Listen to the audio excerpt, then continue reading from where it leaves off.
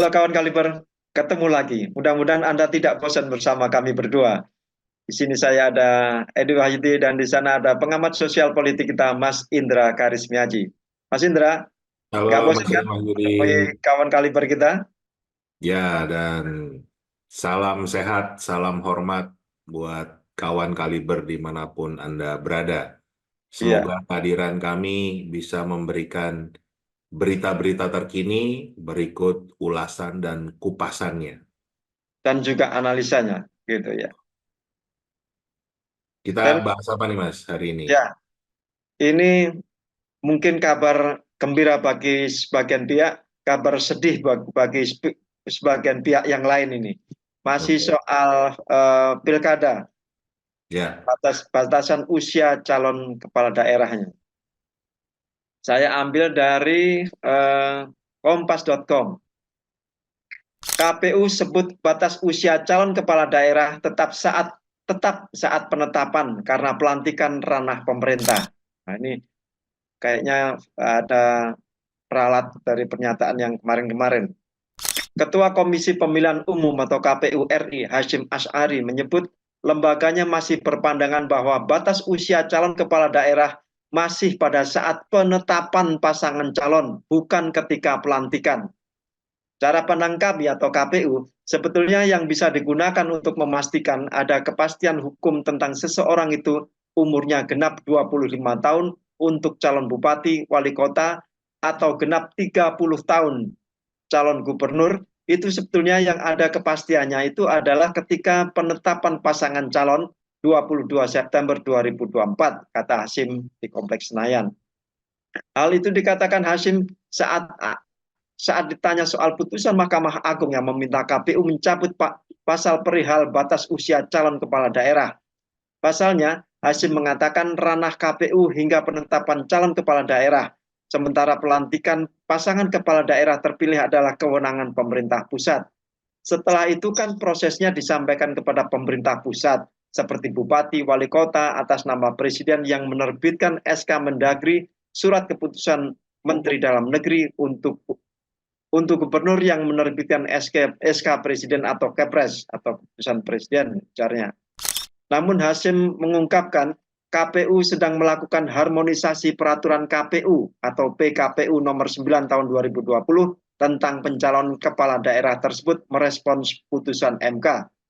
Sedang dibahas dan harmonisasi dengan pemerintah, dalam hal ini Kementerian Hukum dan HAM atau Kemenkumham ujarnya. Selain itu, proses harmonisasi turut melibatkan Kementerian Dalam Negeri dan Badan Pengawas Pemilu atau Bawaslu. Itu Mas.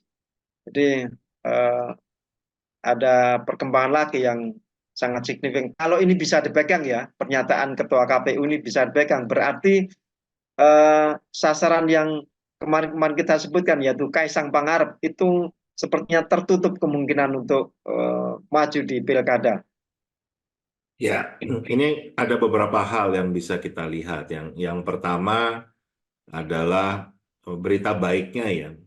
Ini mulai muncul kewarasan bernegara. Walaupun belum pasti, tadi kan Mas Edi juga menyampaikan, hati-hati nih, kita bisa kena prank nih kan gitu. Bisa jadi mencela-mencelanya.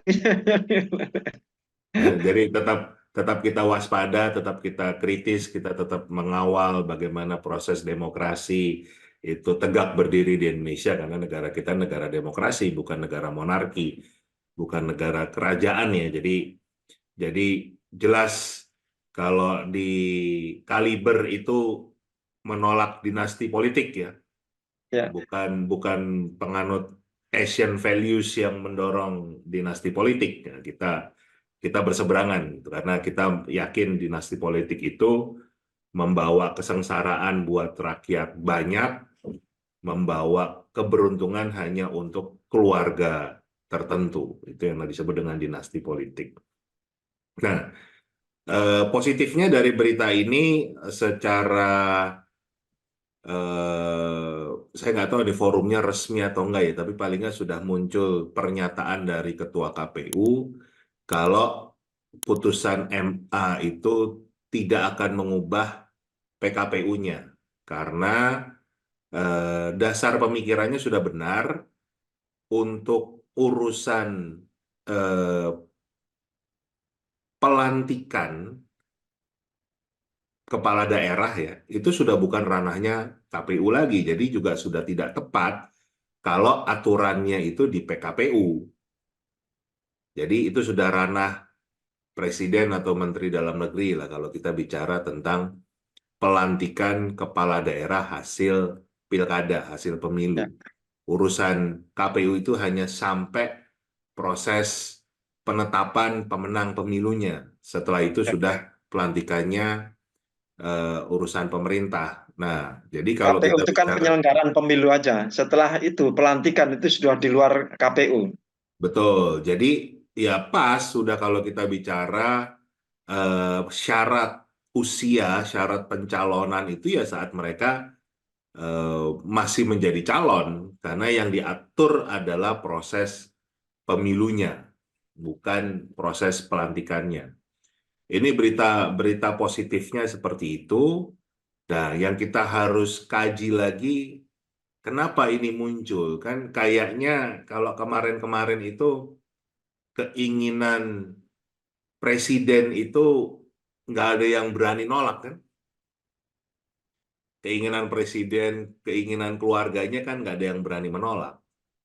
Nah, ini bisa bisa jadi ada beberapa hal. Yang pertama juga orang mulai menyadari kalau kekuasaan presiden itu hitungannya sudah hari. Jadi begitu 20 Oktober pelantikan presiden baru, beliau tidak punya kekuasaan, tidak punya power seperti hari ini. Ya, jadi eh, buat apa untuk begitu patuh dengan beliau yang istilahnya memang tidak lama lagi akan berkuasa. Nah, bisa jadi memang juga banyak orang yang sebetulnya tidak sepaham dengan apa yang dilakukan oleh keluarga ini, oleh keluarga presiden, oleh presiden, langkah-langkah yang diambil, mengubah hukum, itu saya yakin kita banyak sekali orang yang tidak sepakat dengan langkah-langkah itu. Tapi problemnya mungkin kemarin mereka sama sekali tidak berani menolak ya.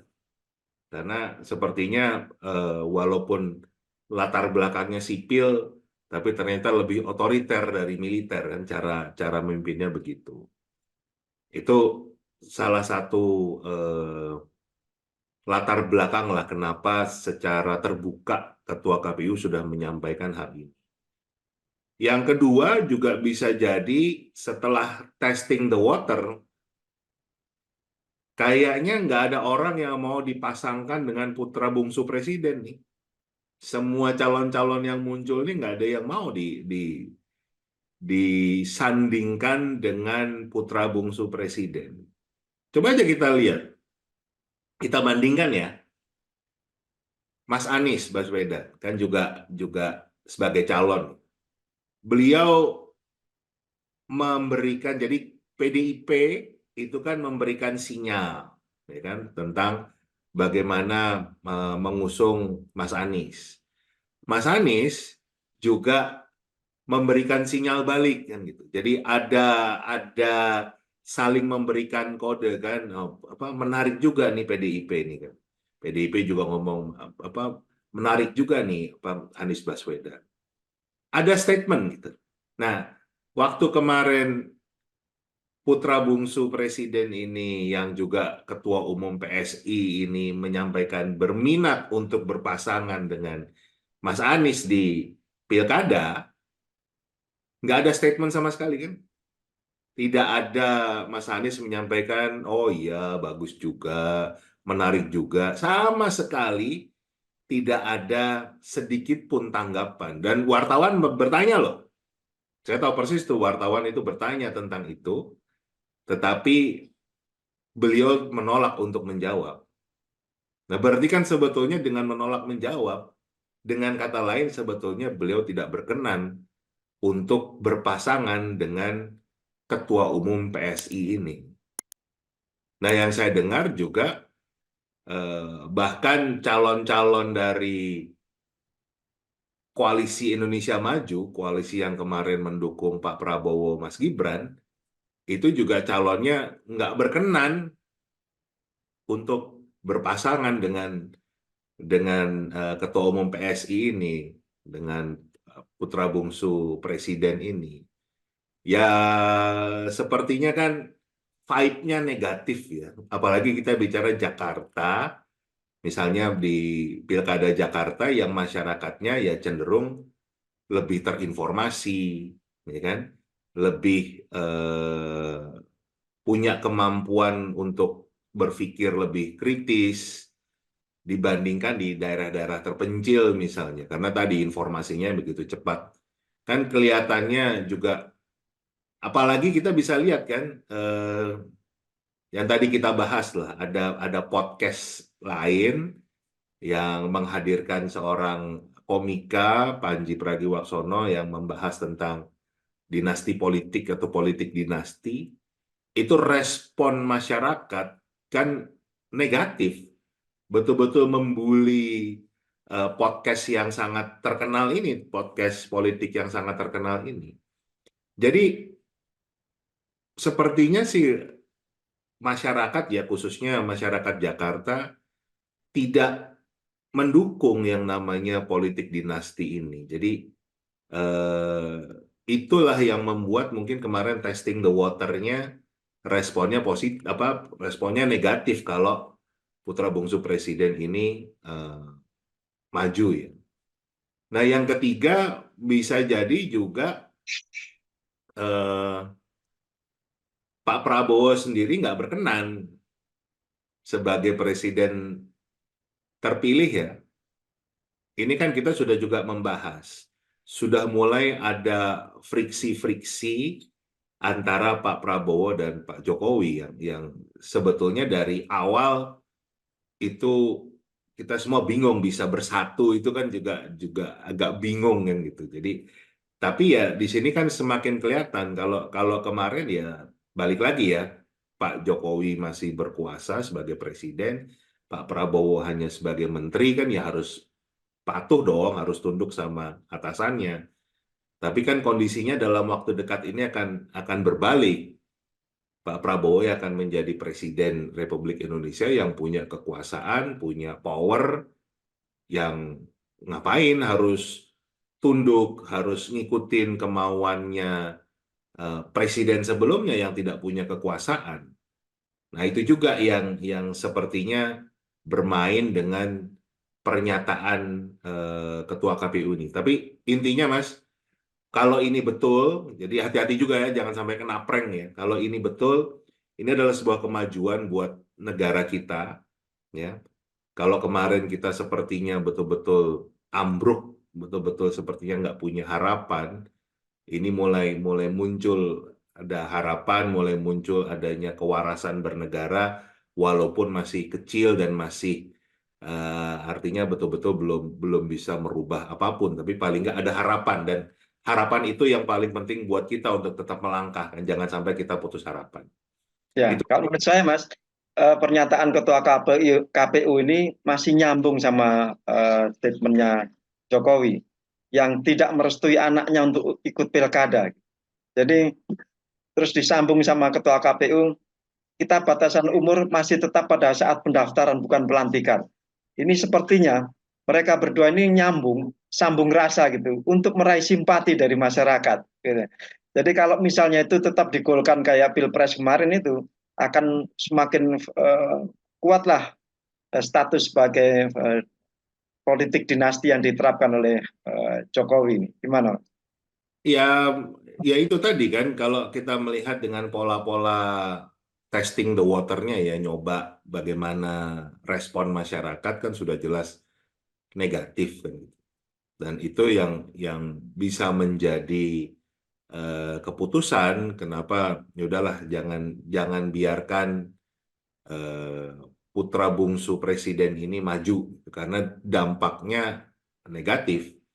Kan juga bisa terlihat juga kan, kenapa PSI sendiri tidak lolos ke Senayan. Itu kan juga menunjukkan kalau pemilih PSI itu nggak kuat. Jadi walaupun betul di Jakarta punya 8 kursi, cukup tinggi lah. Jadi butuh berapa ya? Berarti butuh 13 kursi lagi, 13-14 kursi lagi. Itu gandeng misalnya gandeng PKS atau gandeng PDIP itu udah bisa jadi sebetulnya.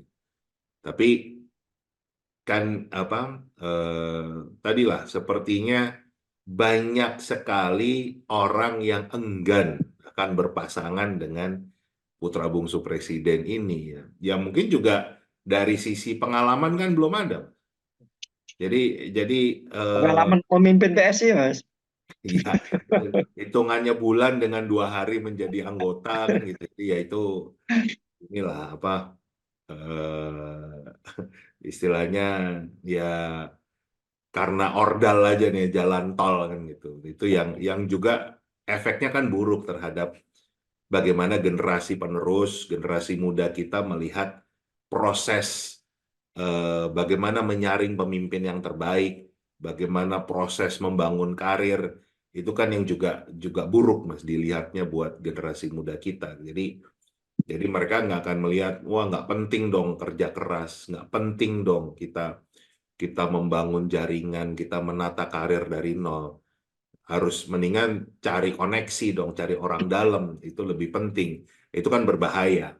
Jadi kita akan bisa membangun generasi muda yang sangat pragmatis, bukan yang eh, pekerja keras. Itu yang dampak yang bisa muncul. Ya ini berita yang positif lah. Kita kawal Ya. terus, jangan sampai kita cuma kena prank aja nih. Tapi menarik kita ikuti terus karena kemarin-kemarin Kaisang sendiri bilang tunggu kejutan Agustus gitu ya. Nah, ini kejutan apa yang mau dia berikan ini nanti? Dia mundur, dia tidak jadi ikut pilkada atau dia ternyata dapat pasangan baru dan kita kena prank lagi ya, oleh Nah iya, ketua itu KPU ini.